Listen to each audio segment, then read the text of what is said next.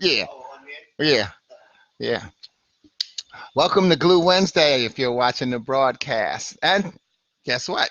It's Glue Wednesday on Thursday. So instead of calling today Glue Wednesday, I'm still going to keep it as a Glue Wednesday, but today is TGIT Thursday. And my TGIT is thank God it's today. Hey, hey John, what's happening, man? I do my shout outs while I'm waiting to start the actual broadcast. You know, we start at 10 o'clock, so that'll be 9 o'clock your time. But welcome aboard, man. Good to see you. Happy Merry Christmas, Happy New Year. I have to say, I don't particularly like to say Happy Holidays. I say Merry Christmas and Happy New Year because that's my faith. And Happy Holidays is the generic expression to be politically correct or whatever, or uh, sensitive. And I'm not mad at that, but I have to. One thing I never believe is that I should stop my faith and my belief to make someone else comfortable. Why should I be uncomfortable so that you can be comfortable? And that can sound harsh, but I hope people realize that it's actually what we do. And so, sometimes the person who says it may sound like, oh my goodness, but that's what we do. And so it's just another way of looking at it. So make sure that you're being comfortable. Don't make yourself uncomfortable so someone else can be comfortable. You have to really think about that. It goes to, just like I say, choose your messengers carefully, and recognize that you're always being chosen as a messenger. It's the same thing. It's like attract like. So we look for people who have something in common with us so that we can be comfortable around them and have them comfortable around us. We talk about wanting to stay positive. Well, staying positive means having the people around you that support you and your way of thinking. Doesn't mean that you can't change your mind or you only have, your one way of thinking, this is it and that's it. But it does mean that you have the right to choose who you spend your time with and how you share your beliefs. So, hey, Carol, welcome aboard. I always do my shout outs. I try not to do them during the broadcast, and especially this one because I think it's kind of lengthy, but it's not. Well, in terms of the notes that I took, because when I prepare for these, what's up, Al? Okay, where are you? Like in Montana? Yeah, I know I got you from one of my yellow ribbons, so it's good to see you. We got less than 2 minutes to start the actual broadcast, but it's good to see everybody on here. And so yeah, and the reason I'm calling, by the way, the reason I say TGIT, thank God it's today, because then there's also the TGIT, thank God it's tonight, because the opportunity to wake up, go through a whole day, and then to get the chance to go to sleep and do it again tomorrow, that's what I'm always being thankful for. So yeah, TGIT, thank God it's today. I always like to remind people as well, the bravest thing you do, you do at least one brave thing a day, and maybe sometimes you skip a day, but the bravest thing you can do is lay your head down and go to sleep, because you have no guarantee that you're going to wake up. So start to find those little reasons to give yourself padding and inspiration and motivation and go forward. Look at some of the small things that you do that make a difference in your life and the lives of the people around you who you touch. So stay brave and go to sleep and know that you're going to wake up. And so that's a wonderful thing. In fact, I'm in New York right now. Hey, what's up, Michael Brown? I'm in New York right now because I'm here to celebrate for memorial celebration of my good friend and mentor who passed uh, uh, last week, Robert Godalia. Hey, what's up, Carol? All right, fam in the house. Okay. Oh, everybody's sending up love and likes. And that means we getting ready to start because we got less than a minute. So I'm gonna go celebrate. Hey, Becky Bees, and so I'm gonna be celebrating his life today. And then this past Saturday, I celebrated the life of a good friend of mine, Lennox Gardner. So in Charlotte. So I'm going to definitely dedicate the show to both of them and to all of you. So let's get started. All right. Those of you know, one of the I read the Bible I read is called a Touch Point Living Bible, and what it does is it breaks scripture down into nice regular English, so it really helps you understand what's going on, and it gives modern day analogies to scripture, and so that you get the message better. I've read the Bible now 8 times, and so what I'm doing right now on this series of Glue Wednesday is I went every time you read the Bible, as any time you study anything, you have to have a purpose. So when you read it, if you know what you're looking for, you'll find it. And what I was looking for in this reading, it happened to have been my 6th reading of the Bible. I was looking for my acronyms, and I call them affirmations.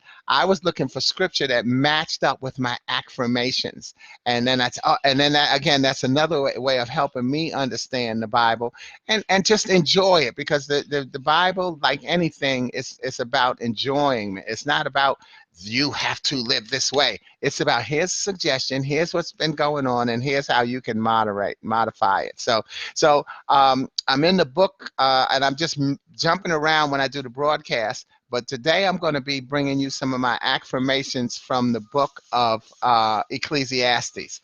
And as you see in the promo up on the top, it has the first 2 of the first scriptures in the book of Ecclesiastes. And I got to say a shout out to my boy Troy. Wow, one of my young guys. Haven't seen him in a long time. What's up, Daryl? Homeboy, long time. Good to see you on here. All right. So in the Touchpoint Bible, what it does before each book, it actually gives an introduction to the book, so you know how to use this book in the Bible. And so it gives an introduction to the book as well as an analogy. And here's part of the introduction that'll walk us into today's broadcast. And it says, Ecclesiastes begins with King Solomon introducing himself, engaging in self-analysis. How would I portray life to others? He asked himself. Meaningless is his reply. Empty, hollow, without significance. What makes Solomon's words even more surprising and perplexing is that he is known as the wisest man who ever lived, and also possibly the richest. Solomon had it all. It is not actually until the end of the book that we realize that he started the book this way to get our attention. Solomon did have it all. He just didn't realize it until his closing days, after he had made a real mess of his life. Before we make any more of a mess of our lives, Solomon is trying to show us the futility of life without God. Solomon looked at life as one grand experiment, and in the end, he concluded that the experiment had failed. The relationships he developed apart from God were disappointing. The business ventures he explored apart from God brought no real joy or satisfaction. The music, the gardens, the arts. What was the point if they could not be seen as a gift from the eternal God who loves us? All of this dawned on Solomon, but almost too late. Everything he tried apart from God was either disastrous or meaningless. He couldn't take another dead end. Now, having tried virtually everything his heart desired, he returned to the one true desire of his heart, a relationship with God himself. He finally realized that God is the only hope for meaning and an eternal future. If only he had realized this sooner. If only he could prevent this headache in others. So that's how my Bible introduces the book of Solomon, so that I could understand that this is a message from King Solomon talking about life. And he starts out, and think about it, we do it in real life as well. Sometimes don't we start out with the problem, we address the problem and to get people's attention, and then we walk them into the solution. So that's what he did. He said, almost like a shock. It's just like the news. They'll give you shocking headlines, and then they work down into the story. So So here's one of my first affirmations that I found in the book of Ecclesiastes is life, L-I-F-E, and it's in Ecclesiastes 1:9-11. And for me, life, L-I-F-E, is lessons intended for everyone. So I'm sorry, I got to go back one, because that's what's up in the promo. This is in the where it just out in the thing I just read you. talking about what the book is about, that's why he starts out by saying in Ecclesiastes 1 and 2, everything is meaningless, says the teacher, that's Solomon, utterly meaningless. And then in Ecclesiastes 1 and 18, he says, for the greater my wisdom, the greater my grief. In other words, the more I know, the more I have pain. To increase knowledge only increases sorrow. Why? Because once you start to see, once you really understand what you do and see what you do, it could hurt you more. So, oh, wow, I did that. I hurt this person sometimes. And so sometimes you need to think about that when someone hurts you or upsets you, that may not be doing it on purpose. That's a whole nother sermon right there. Okay, but that's in Ecclesiastes 1, that's the setup that he gives that says, that everything is meaningless. And as smart as I became, getting smart wasn't a good thing. And see, so that's the setup. You say, really? And now he breaks it down. So life, lessons intended for everyone. Ecclesiastes 1, 9 and 11, it says, history merely repeats itself. It has all been done before. Nothing under the sun is truly new. What can you point to that is new? How do you know it didn't already exist long ago? We don't remember what happened in those former times. And in future generations, no one will remember what we are doing now. And those are the words of Solomon. But it's funny because doesn't it kind of make sense? We don't remember what happened way back because we weren't there. So, and we always hear people say, hey, nothing is new. Well, there's kind of where it comes from. Nothing is new under the sun. And again, this is the setup for the message from Solomon that things that we do apart from God have no meaning. And so that's life, lessons intended for everyone. We have to find that there's a lesson in everything we do. And sometimes the lesson is, you know what, you don't need to deal with the situation, move on. Sometimes lessons is, hey, this is for you, hang in there and deal with it. So what are the lessons that you're getting in life? What types of things have you found that you need to hold on to and that you need to let go? And find a way to let go with no regret. Life is not about having regret. Whatever you did, that's who you were at the time. And so you have to let that go. Yeah, easy to say on a Facebook Live broadcast, hard to do in real life. And it is hard. So let me tell you that it is hard. I'm not saying these things to say, hey, you need to hang up and do this. It's hard. But it's difficult because we give up on ourselves too easy. Take your time. Don't put yourself on a super time frame. If you got to get over something, it's going to take patience. And sometimes you can't say, I'm going to get over this in 30 days. It takes time. So give yourself time and give yourself patience. So the next acclamation I found in there was time. Speaking of time, T-I-M-E, testimony in the making. Embrace them. That's what time is. A testimonies in the making. Embrace them. And so that's why if you're patient, you can give yourself the right amount of time to recognize that you are going to get a testimony in whatever you do. Everything has a testimony. So in Ecclesiastes 3 and 1, I connected this one to that. It says, and we've heard this one before, right? There is a time for everything, a season for every activity under heaven. And so, and I think we've seen that in a poem. Say there's a time for everything under the sun, a time to live, a time to die. In fact, wasn't there a movie called A Time for some Time's Up? Click it in there if you know what it was for me. But there's a time. There's a time for everything. Patience. I speak with the military, and I always tell my service members, especially when it's time to reintegrate, but even when it's time to go and deploy, everybody handles it differently. And so the reintegration, reconnecting with civilian life, coming back from a deployment, everybody has had a different, they could have been on the same deployment, but had different experiences based on what their duty was while they were there. And this is if, let's say, for instance, if they are overseas, because civilian life, we should recognize that not every deployment is overseas. Sometimes a deployment means just going from where you live to another state. And so someone could be deployed into a war zone, but not have to have had any battle episodes because maybe they were in charge of a different segment. But anyway, the reason I'm saying that is to say everybody reintegrates differently and everybody heals from whatever tragedy is going on in their life at a different pace. Sometimes what we do is we decide, oh, so-and-so got over this in X amount of time, then what's the matter with me? Why is it taking me longer? Because you're a different person. Don't we like to talk about how unique we are? Well, let's recognize that that uniqueness covers every topic. So you don't heal at the same rate that another person heals at, and you want to make sure that you forgive yourself and recognize that that's why time is testimonies in the making. That's what you are. You're a testimony in the making. Don't we sometimes we say, "Hey, I'm still a work in progress." Embrace that. And and then I got the movie I was I'm staying with my homeboy Mike. He said that the movie I was thinking about was Time to Kill.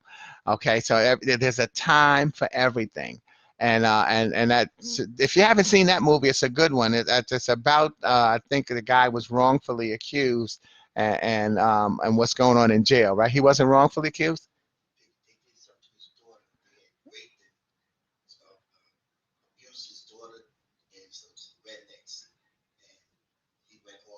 Okay, so you got to see the movie. It's just a racially charged movie about some people that abused the guy's daughter. But then there's another one that I'm thinking of, because this one was about Detroit, and they had how the two separate types of communities, and I can't think of it. So anyway, as you can see, I don't script my broadcast. I only script what I'm going to read, and then I let the spirit flow of what we want to talk about. So anyway, so time. So we got life and we've got time, and then we got patience. Patience, Patience, preparing for a testimony in every negative challenge or experience. Patience, preparing for a testimony in every negative challenge or experience. In other words, no matter what's going on, you have, okay, this sucks, but it's going to be a testimony. So let me be patient. And I found that in Ecclesiastes 3:11-13. It says, God has made everything beautiful for its own time. He has planted eternity in the human heart. But even so, people cannot see the whole scope of God's work from beginning to end. So I concluded, this is Solomon, so I concluded that there is nothing better for people than to be happy and to enjoy themselves as long as they can.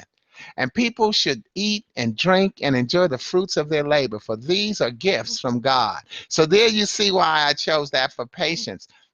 Pace a testimony in every negative challenge or experience. Eat and drink, enjoy yourself. Because whatever the negative experience, you got to ride it out. And I actually had two scriptures that I put under patience. The other one is Ecclesiastes 3:18. It says, "Then I realized that God allows people to continue in their sinful ways so he can test them. That way, they can see for themselves that they are no better than animals." So celebrate life and enjoy yourself, but also recognize that you're going to make mistakes, and because you're human. Yeah, you're still an animal. Humans are animals, and so sometimes and I guess the reason he said that is because since the animals don't necessarily talk to us, uh, you know, we can't say, well, the animal is sinning. The animals just do what they do based on how we train them. We cage them in zoos, we train them into circuses, and they just respond. And so, but we get to actually think these things out. Say, I'm not going to do this. I am going to do this. And I'm not big on slapping people's wrists about being sinful, because and I also, and I'm not any kind of ordained minister or anything. I don't say that we are all sinners. I don't say that. That's just not one of my things. I happen to believe that if I consider myself a child of God, I don't see why I have to now embrace being a sinner. That's my religious look at it. I recognize that I'm going to make mistakes, and those mistakes are part of the lesson that I'm going to get, the life lessons that we talked about, and then over time, and then the patience that I have to recognize that sometimes I'm going to make a mistake, and I have to find a way to learn from that mistake. That's one way you can forgive yourself better, is to recognize that you don't have to beat yourself down and say, oh, bam, bam, I'm a sinner. No, you made a mistake. And now if you keep finding ways to purposely make the mistake, I think that might put you in the category more of being a sinner to me. But making a mistake and living out God's destiny for your life, It takes patience. And then the next one I have for you, and we've got, oh great, we're doing good. We're halfway there. The next one I have one, two, three more. And this one is DNA.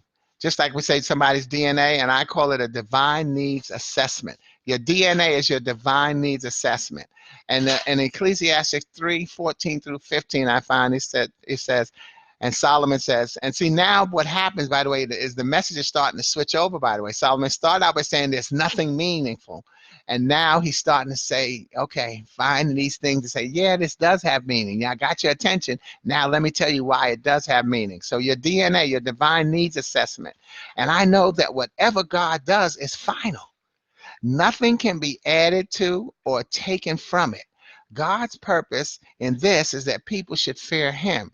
Whatever exists today and whatever will exist in the future has already existed in the past. For God calls each event back in its turn. So you see how that goes, and that's your DNA. You know, you've already survived certain things, and things have happened already, and now we have to recognize that things are going to change and it's going to be different for the future.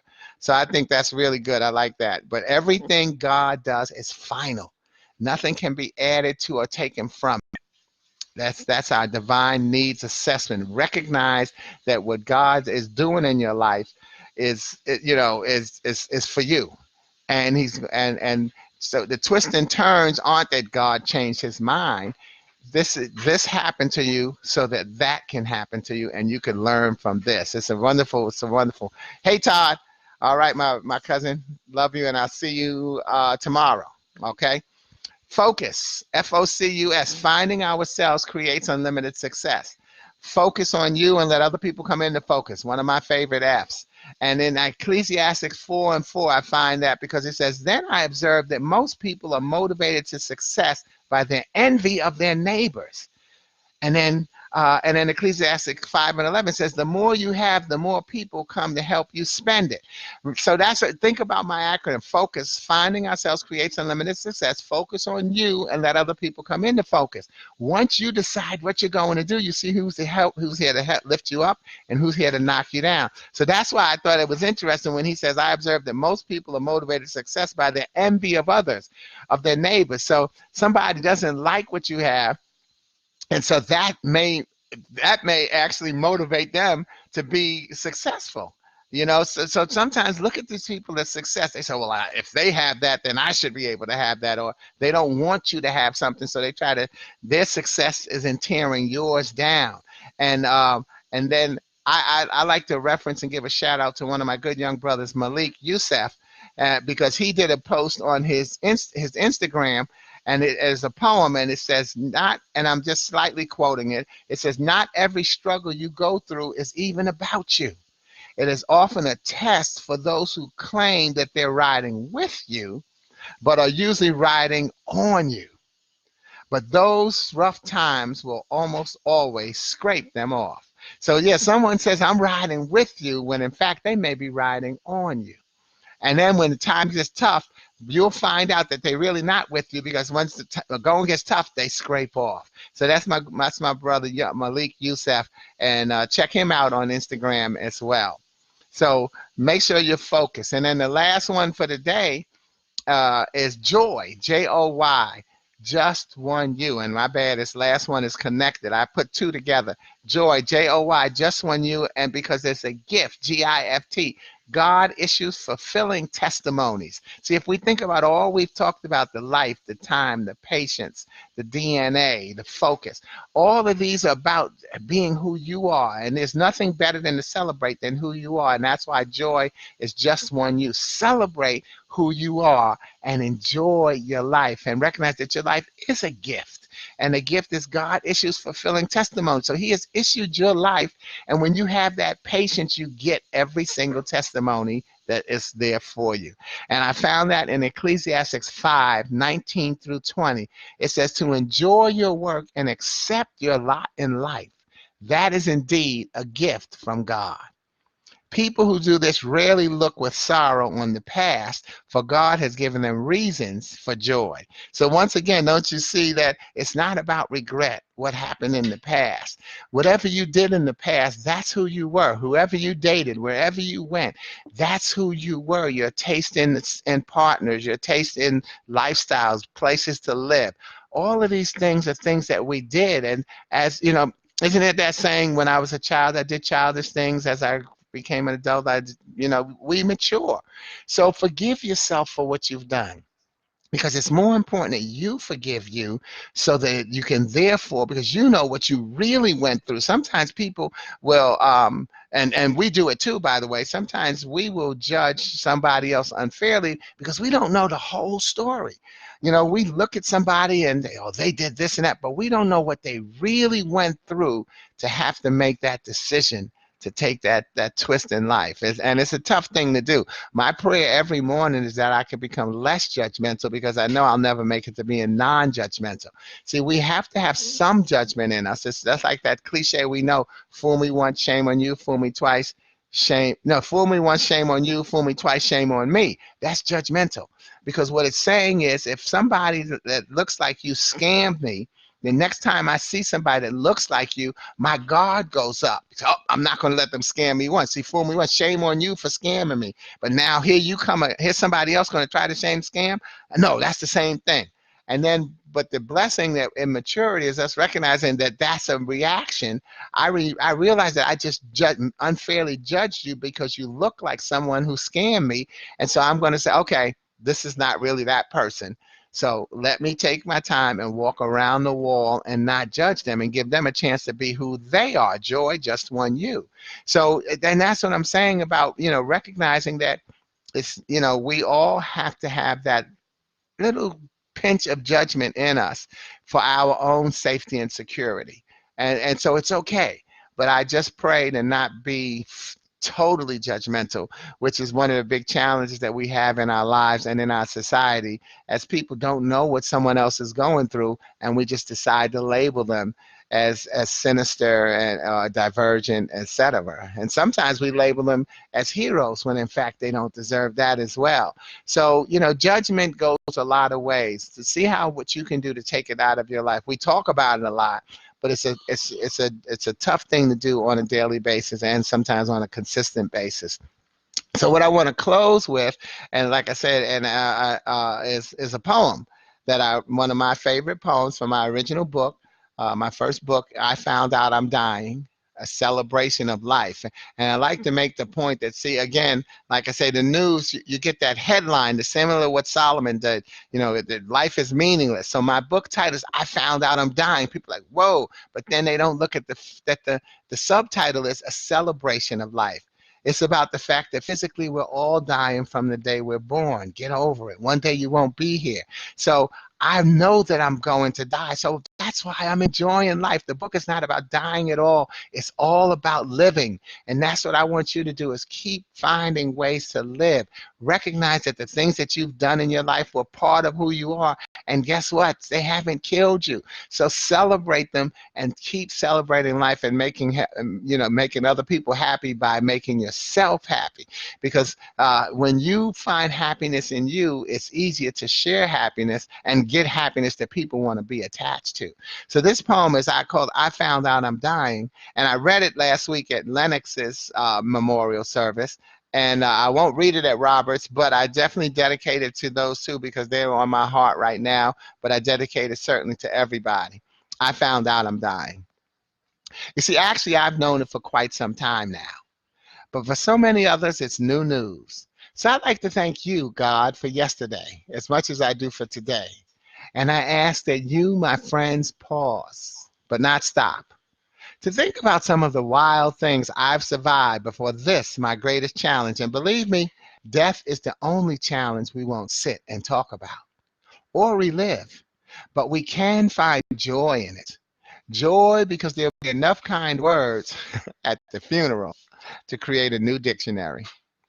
Kind words that I need now more than ever. You see, kind words keep us alive, physically, mentally, spiritually. I found out I'm dying. And when I woke up this morning, and when I woke up this morning, I wept. Then I laughed aloud and started to sing, but remembered that I couldn't. So I danced instead. And I whistled a tune as I made my bed. I threw open the window and let out a cheer. Actually, I just smiled so no one could hear. I exercised, ate, and dressed after I washed. Then I looked in the mirror and gave myself a wink. Not bad for a body that survived another day. I'm so blessed to get older is all I could think. I didn't bother reading the obituary because I knew I wasn't there. Instead, I clipped my fingernails and neatly styled my hair. I found out I'm dying and that I have been since day number one. So I spend little time regretting my life because I'd rather spend the time having fun. And there's those last four lines of the poem, thank you, that make all the difference in the world. I spend little time regretting my life because I'd rather spend the time having fun. Have fun, enjoy, and celebrate who you are. Recognize that yes, you will be dead one day, and we'll talk about you. P.S. Go to my website and get the book. It's a great gift for somebody who's excuse me. It's a great gift for someone who's in the hospital, by the way, and it's a great gift. And because again, it doesn't talk about dying; it talks about living. And just the joy of and once you really accept God for who he is in your life, you know that one day you won't be here. Then we always say he or she is in a better place now, he or she is with God. Come on, think about some of the things that we say, y'all. It makes a difference. So make sure that you keep, oh God, we have done great on time. Keep your faith up and just let's wrap this whole thing up today. And remember that we called it TGIT Thursday, and I'm going to do it again next week since Christmas is on Wednesday rather than doing Glue Wednesday. And as on Christmas and on New Year's Day, I'll do them both the day after. So I'll do TGIT Thursday. Thank God it's today. We have a day to get up and enjoy our life. And then thank God it's tonight that we get to go through the whole day. Be brave enough to lay down, go to sleep, and expect to wake up again tomorrow. How could you not be thanking God all day? And so how could you let the problems, the trials, and the tribulations keep you down when in fact you know you're scheduled to get back up and have a chance to turn that thing around and make it work for you and make it work for everybody else. So y'all have a Merry, Merry Christmas. I'll look forward to seeing you next Thursday on TGIT Thursday. But it's a TGIT, TGIT Thursday, which is thank God it's today. You see, since I changed it, I almost messed it up. But I'm gonna go through and give some shout outs because it was good seeing a lot of y'all come on. And I did my shout out when I saw my cousin Todd because his mother just died. And so her services will be tomorrow. And Todd, yes, I'm in New York. I ain't worried about doing no surprises. I will see you. I will see you tomorrow. Hey, what's up, Martha? Okay, let me move this back because the glare. My different background. I'm at my brother Mike's in New York. So I'm hanging out. What's up, Francis? Long time. Good to see you again. All right. What's up, Chucky? All right. Yeah, I appreciate you. I'm good. I'm good. All right. Hey, Denise. Hey, Nisi. All right, Linda. We're going on Chicago, hanging out. That's my Virgo sister. And hey, Andrea, thank you, and James, my neighbor. Hey, Andrea, say hello, Orville, for me, okay? Joshua Carter, hey, what's happening, Joshua? Nina, oh, great. I just sent Philip a text the other day, so I hope he's still doing well. And what's up, Brenda Sutton? Oh, hey, what's up, Brenda? Elsie and them, say hello. Say hello. I already shout out to Troy. Good. Okay, Daryl. I already said hi to you and the people who came early. So good. Hey, look, it's been great. If ever there's a topic you want me to discover or a question you have, put it in the thread, and I'm looking forward to answering those. And because I do semi interactive, but I usually want to try to deliver the message. So y'all be safe. That's so important. And take the time to reread this and share it. And also check it out on my YouTube page. Over and out. I love y'all. Ciao. Deuces.